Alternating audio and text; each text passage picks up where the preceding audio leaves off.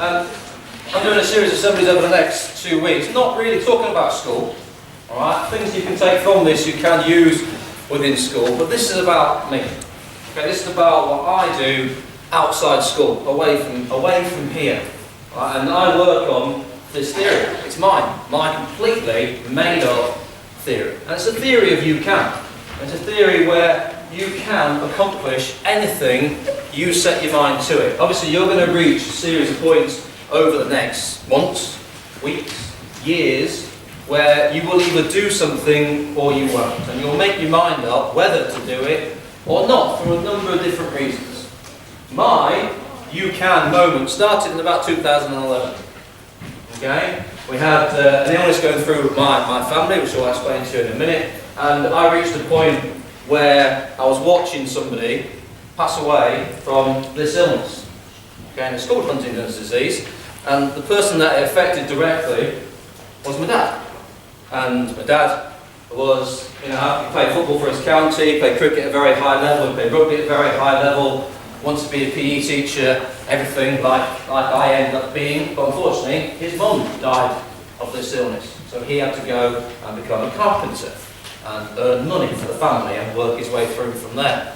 And in 2011, my dad was becoming very, very ill, and he went from being about 13 and a half, 14 stone, down to about 7 stone.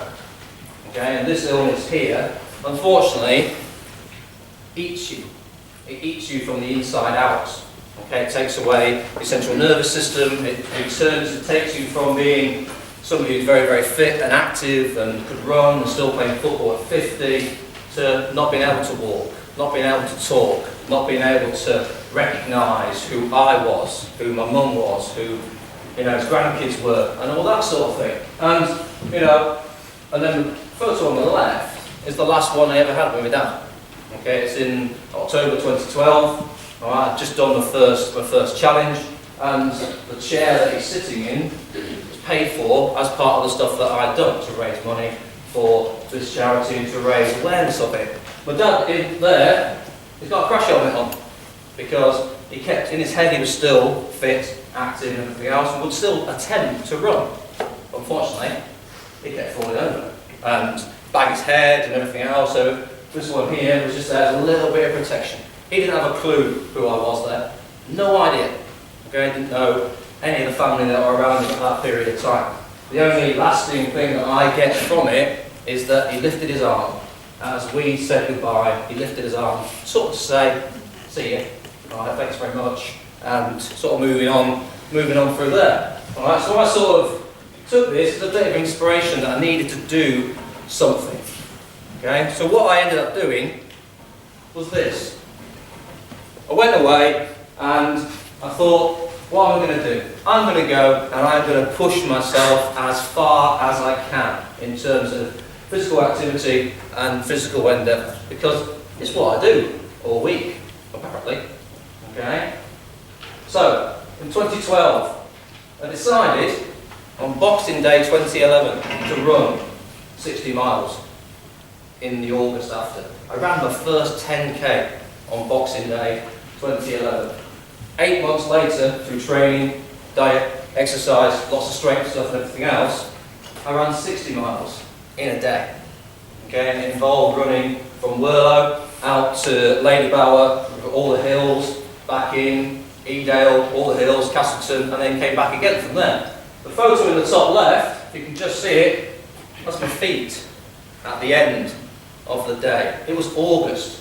Right? I had a good suntan. Right? But you can see the marked difference between the brown legs and the very, very white feet from doing the day. The photo at the bottom is more relief than anything else of finishing that day. So once I finished challenge number 1, I was like, right, what should I do next? My wife always said to me, are you ever going to cycle? I'm like, no way, never, hate cycling. And all of a sudden it was like, well actually, it's a lot easier than running because you can freewheel. When you're going downhill. Running, you've still got to run and continue through. So, we cycled from London to Cornwall. We just got into Cornwall, we had to stop.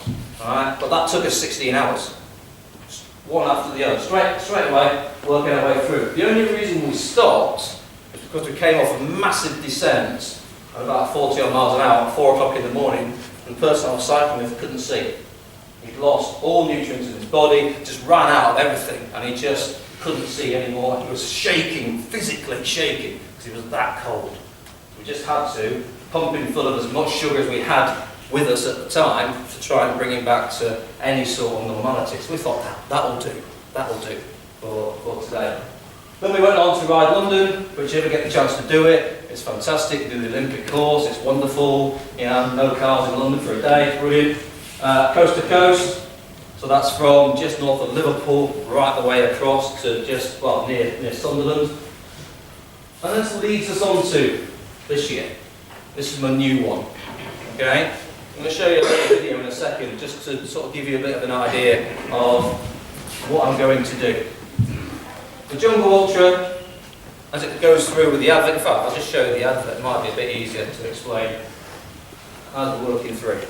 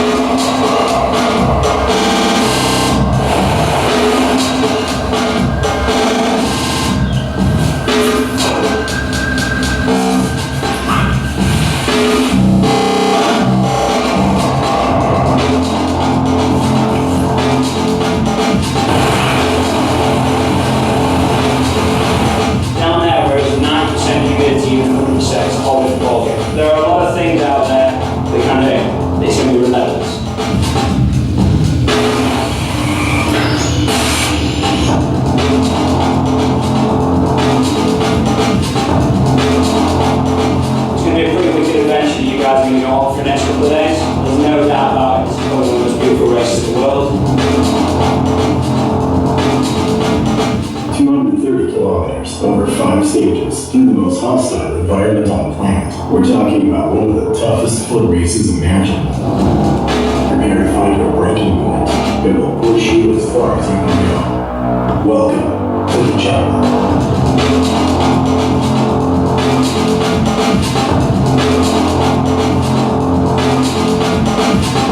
The Jungle Ultra. Visit beyondtheultimate.com to find out more. Beyond the Ultimate.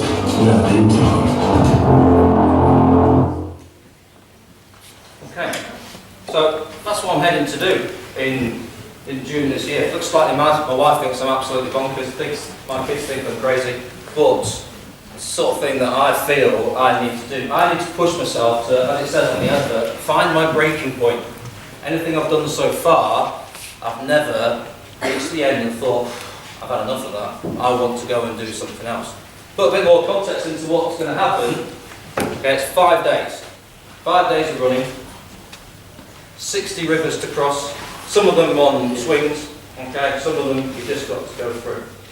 10,000 feet of ascent, so it's Everest and above and back down, okay, across the whole time. The final part of it, I've got to carry everything. All my food, my clothes, my hammock that I've got to sleep in, anything that I need for those 5 days, I've got to take with me. Right, it involves a backpack there, and also involves one on the front. We get water every now and then, okay, but apart from that, everything that we've got to have, we've got to carry throughout the days. So currently, I've just had the first load of expedition food arrive yesterday, just to make sure I taste it properly, and then make sure that my body can cope with limited amounts of calories. I should, for somebody that, the amount of exercise I do, eating between 2,500 to 3,000 calories a day. For 5 days, I'll eat just over 1,000. So all that's going to happen is my body's going to start eating itself for just a short period of time, and then once we finish, then I can just eat and eat and eat and eat and eat anything, which is always a bonus on this sort of thing here. Okay? But this relates back to the theory you can again. I know I can do this. The main things you've got to think about within anything that you do, it's controlling what's up here. My body will be able to cope with it. At the minute, I can run for a day, no problem, all day. It might not be Usain Bolt speed, but I know that I can go all day without any problem at all. What I'm going to have to do is I'm going to have to do that for 5 days in a row. And the things that I've learned over my time, for you lot to start reflecting upon what your you can moment can be, is that you'll need skill. Okay, you'll need these simple things. You'll need support. Now my support comes from obviously my wife, my kids, my mum, my brother, but also from my friends, school, and everything else. Also from the physio, the dietitian, the sports massage person, the person who caused me a lot of pain across the weeks. Knowledge. Now 5 years into doing what I've been doing, I've learned a lot. And sometimes you learn by making massive mistakes. And that can be overtraining, okay, same with revision, overtraining, it's very similar stuff. Learning about listening to your body, when it's had enough. I now know when I'm too tired to go out and run, because I know something's going to happen and I'll get injured. I'll know where to run, because the weather's coming in, and all those very simple things. You've got to use initiative. I'm doing all this off my own back. Okay, nobody's forcing me to do it. I've decided that I am going to take this and I am going to move on to do something, to try and make a difference as I'm working my way through. You lot can do exactly the same. You've got to listen. Hardest thing being a kid and being a stubborn adult is to listen to other people. Being able to take that little bit of feedback and doing something about it and moving through. The final part, you've got to learn. If you keep making the same mistake, you're going to always make that same mistake. Make one mistake. Think about why you've made that mistake and then move through. Okay? I can self-treat now a lot of my injuries when I'm out running, etc. because there's no physio running alongside me. Okay? But I can diagnose what's happening and I can sort it out, whether that's through massage, getting a stick and rubbing it on my leg, getting a rock and just shoving it in there to get rid of the pain. I can do that. I've been taught to find the right thing. You've got to do that as well. Relating back to the illness. The worst thing about the illness is I've got a 50% chance of getting it. I don't know if I'm going to get it because as a family we have decided not to have the test done. As in just for me. My brother's had it done, my brother is clear. That means that his daughter will not get the illness. I don't know yet. I don't want to know. Because I just want to move on and be able to keep progressing through without the knowledge that it's coming. We'll see what happens with the kids and everything else, and we'll deal with that as we're working our way through everything that we do. Okay? But at the minute, there's no cure for this. If it's coming, it's coming. If it's coming, I'll have a shelf life of about 20 years. But 20 years of gradually going that way as we're working through. We've just started testing on humans to see if a cure can happen. Okay? The early diagnostics, etc., is quite positive on it, but it's for a long period of time this sort of thing's going to happen. If you want. Okay? I'm on Twitter, I'm on Facebook, all it is, and all I post, the training that I do, and about the illness, and about awareness of building through. Okay? I am trying to raise money.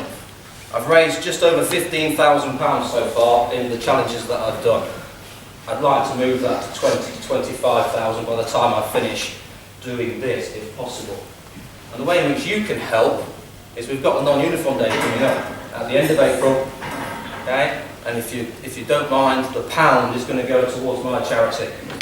Okay? Nothing will come near me. It will go straight to school, straight to the charity. And all the money goes towards is helping people that have the illness. Trying to make them happy, okay? Trying to make them comfortable as they're working their way through everything else. All right? But my role is just to try and raise awareness of what is quite a horrendous illness. But there are, about 6,000 of these in the world that very small numbers have, very few people know about, and I've taken it on board to try and do something about it. So if you want to follow me, I'm there. If you want to come and talk to me, you know where I live in PE or I live in sixth form. Okay, I don't live anywhere else. apart from those two places. Okay, so thank you very much, everybody. All right.